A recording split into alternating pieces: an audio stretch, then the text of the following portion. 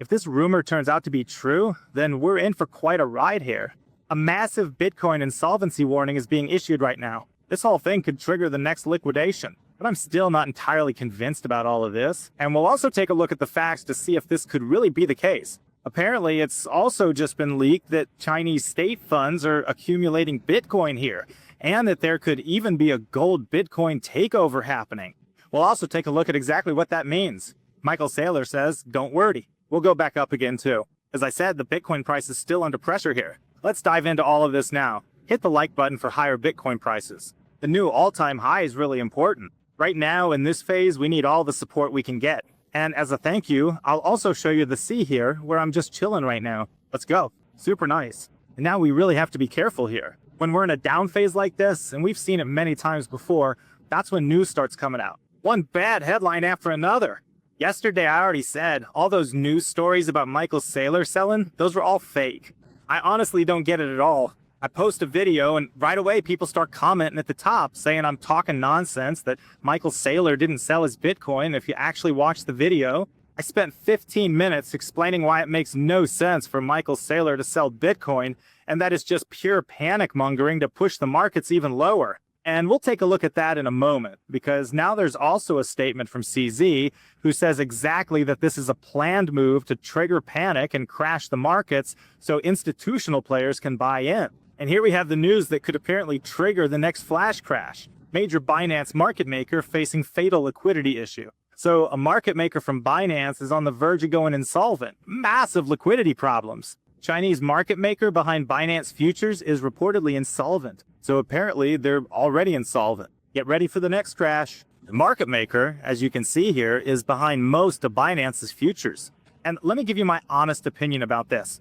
Of course, something like this is possible. Of course, there might also be a small chance that Saylor sold Bitcoin. But I already explained this to you yesterday. That is so unlikely. He probably bought Bitcoin and will report again on Monday that he bought more Bitcoin here. With Arkham's, we know his address. Of course, he doesn't have a proof of reserve. I imagine it's something similar here as well. It could very well be that it's insolvent.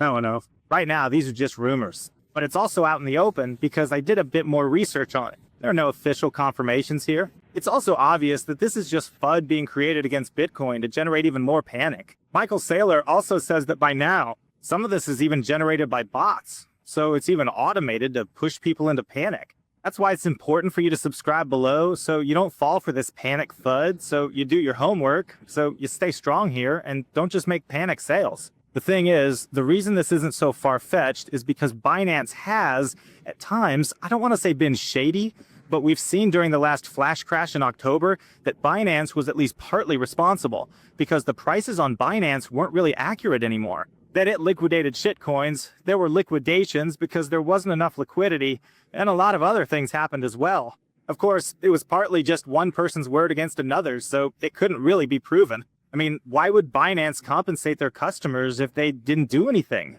If Binance wasn't involved in this crash? And when we have these kinds of liquidations, we often see that just random things go bankrupt. It doesn't matter if it's hedge funds, private individuals, traders, and so on, who just speculate and over-leverage themselves. And of course, it can also happen that a market maker goes bankrupt if they speculate or over-speculate or gamble away too much of their own money or whatever else they might do here. There are always a few things that come out when things are going badly. For example, I was surprised that there hasn't been any Tether FUD yet, like Tether's about to go bankrupt. The Michael Saylor FUD comes up a lot though. Then there are the exchanges, which are often targeted. Sometimes there's also FUD about Coinbase. If something gets hacked at Coinbase, then all the ETFs are in trouble. So these are just a few honeypots. If something's supposed to happen there, like Satoshi's coins, for example, that's another one. Then there would first be a drop downwards. Would it destroy Bitcoin? No, but it's just not good for the price in the short term. And now the SEC, the U.S. regulatory authority, with a massive announcement here live on TV at CNBC. Listen. But basically, sorry by Fox. Unfortunately, for the last, several years now, the industry has been operating in a fog. They couldn't really figure out what the SEC was looking for and how this new technology could be accommodated within the ancient rules that applied to paper filings and paper stock certificates and that sort of thing. Completely unclear from a regulatory perspective, which is kind of wild. Look here, Paul Adkins, the SEC chief, is sitting in front of red numbers. Everything's red. They're really in full panic mode here, and the SEC says they're now given the green light for Bitcoin. They're not letting themselves get distracted by short-term price fluctuations. We're talking about now, digital assets and that sort of thing on chain.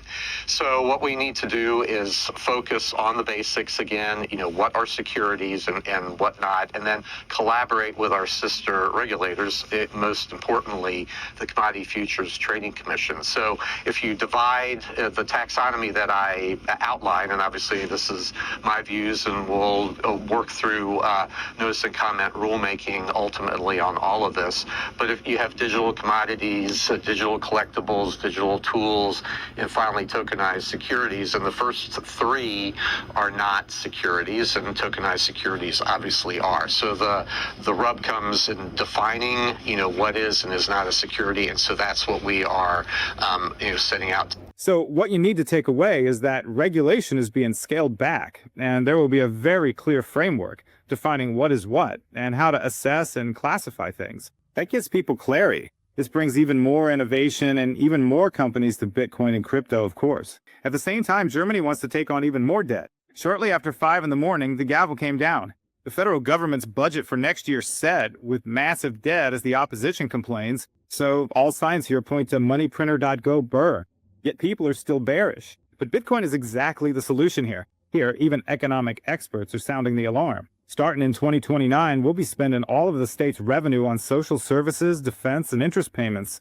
According to the financial plan, there's no money left for anything else. This financial plan is a declaration of bankruptcy. So everywhere you look, there are problems. Government debt problems, interest payment problems, and so on. Everything basically points to Bitcoin. And that's exactly what Michael Saylor's talking about here. Don't let yourself get rattled by short-term news or distractions. Bitcoin can break out parabolically to the upside at any time.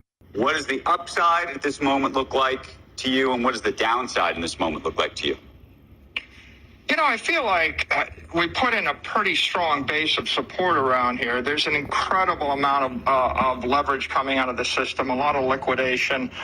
A lot of the OG holders were selling at the $100,000 level, and so I'm fairly comfortable at this level. I would think that we'll build from this base and we'll rally from here.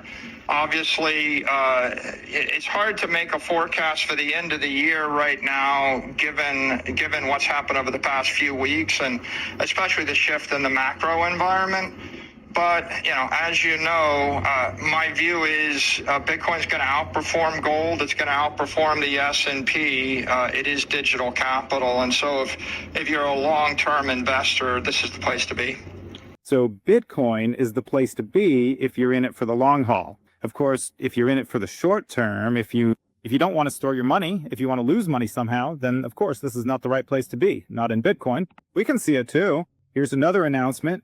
The United Arab Emirates have just bought Bitcoin worth $514 million through a Bitcoin ETF. So that's very, very bullish. And one of the most exciting analyses actually came directly from CZ, the founder of Binance. Because now there's a conversation here. Something is being leaked that's truly unbelievable. Something the world isn't ready to hear yet. Apparently, CZ said here that the market is manipulated so that the rich can buy Bitcoin while the poor panic sell. They make you believe you're smart if you sell your Bitcoin now. But you're just handing your coins over to the rich so they can pump everything back up later. It gets even crazier here. Now pay attention here. Gold price reaches an all-time high. Everyone thinks it's about inflation or the Fed's payment cuts, meaning the Fed's interest rate cuts. But that's not it. The SED says gold is the bridge. They're using it to strike against the dollar before they move into Bitcoin. So first it's swapped into gold, and then the big flow goes into Bitcoin. China, Dubai, and even Western banks are hoarding gold because they're preparing for the next phase. And here's the lead. Chinese sovereign wealth funds are quietly and secretly accumulating Bitcoin through offshore banks. This isn't speculation. It's a strategic move. So now we're facing the big bang. China, Dubai, and company are going to massively bet on Bitcoin here. That's the question. Gold is the signal. Bitcoin is the exit. And once gold reaches its maximum liquidity, the rotation begins. The same capital that pushed gold to $4,500 will send Bitcoin to $1 million. And CZ smiles and says, most people will only understand when it's too late. This isn't a market. It's a coordinated power grab. Gold is the bait. Bitcoin is the endgame. Stay ahead of the reset. Of course, it's a wild story that China and other nations are planning a major attack through their gold reserves, and then the big Bitcoin move comes. I mean, it could all just be talk. Of course, that's possible, but the theory isn't all that far-fetched either. And then I came across a very, very interesting assessment from Preston Pitch about the current panic in the market. You really have to watch this video twice. It's just so important to take this in right now. Here it's explained in detail what's currently happening in the... Joe, take it away. No, it's horrible. I was scanning through the cesspool these days of Bitcoin Twitter, and it's like, it's something, man. It's like everybody's down, everybody's depressed, everybody's like, this thing sucks. Let me get into the yellow rock. I don't remember it being this bad, like in the depths of the bear market. I think everybody's expectations have been shattered. I think they're used to the 4-year kind of like that. There's this crazy pump that was supposed to happen over the last 9 months. Nothing happened. Like it was just completely sideways for the whole year so far. And I think people are very frustrated with it. I'm frustrated with that. I don't know about you guys, but I think people are really frustrated these days. And honestly, I feel that frustration myself. I'm frustrated, and sometimes it can be hard to put those feelings into words. I don't know how you guys feel about all of this, but I wonder if you might be experiencing some of the same emotions. Expectations weren't high, so even if it's bad, that's not surprising. Nothing has exceeded expectations. But if people expect 300,000 and Bitcoin just moves sideways, expectations are crushed. So of course, everyone's frustrated. That's always the thing. If you set your expectations too high, you basically set yourself up to get scammed, because those expectations almost never come true. That's why you always have to be a bit careful with that. I mean, unless you're looking at it from a really, really long-term perspective, then you probably don't need to be a prophet to see that Bitcoin will keep going up. But in the short term, it's always really, really tough if you have expectations that are too high.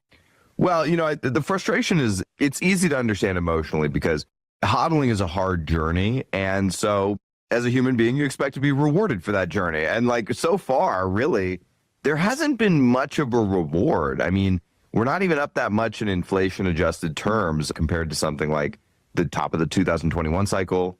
And last time we went below the prior all-time high. So that was kind of a very tough moment. Go back in your mind to post FTX collapse and Sam Bankman-Fried. Go back to that place in your mind and just remember how awful the feeling was, and you know how hard we all got our faces shoved in the dirt. And then we were all expecting, you know, 2, 3x and then beyond the prior all-time highs, and we haven't even gotten there. We haven't even gotten to 2x the prior all-time high. And so to me, as a longtime Bitcoiner who has a myopic Bitcoin view, this really doesn't feel like a bull market to me in any meaningful sense. I mean, some people will say it is because there was a big rally off of 15K, and now we've been to 125K, and we've been solidly over 100 for a long time. But as a Bitcoiner, this is not the Bitcoin bull market that I'm used to. And so, you know, I'm a little addicted to the dopamine. I'm antsy. I'm like, let's go. Yeah. Come on, let's pump this bad boy. And that's just the thing. Often you just keep hodling, and then after 2 or 3 years, eventually the reward comes and you say, yeah, awesome. And then hodling isn't so hard, but when the reward is missing, like he says here, it's really, really tough to stick with it. It feels a bit like with FTX when we were all the way at the bottom. And that's also a good reason why it doesn't feel like a bull market or a bull run, because we're not even at 2 times from the last all-time high yet. Usually we're like 3, 4, 5 times or something above the last all-time high, but we're just not there yet. Of course, you could say that from the bottom at $15,000, we've already climbed up quite a bit, but it still doesn't feel like a classic bull market. And if you want to buy Bitcoin now, I'll put the link to 21 Bitcoin down below for you. There you can buy Bitcoin easily, simply, and securely, and save 20% on fees when buying Bitcoin. And please don't forget, smash the like button down below for peace, freedom, and decentralization. All right, folks, see you next time. We'll see each other. Peace out.